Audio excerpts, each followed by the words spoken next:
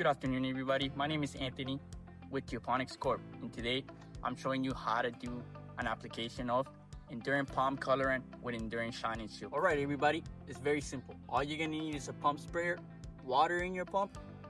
We got Shining Shield and Palm Colorant.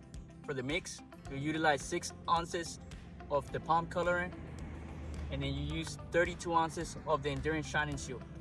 Pour it all together in your pump sprayer, shake well, and spray.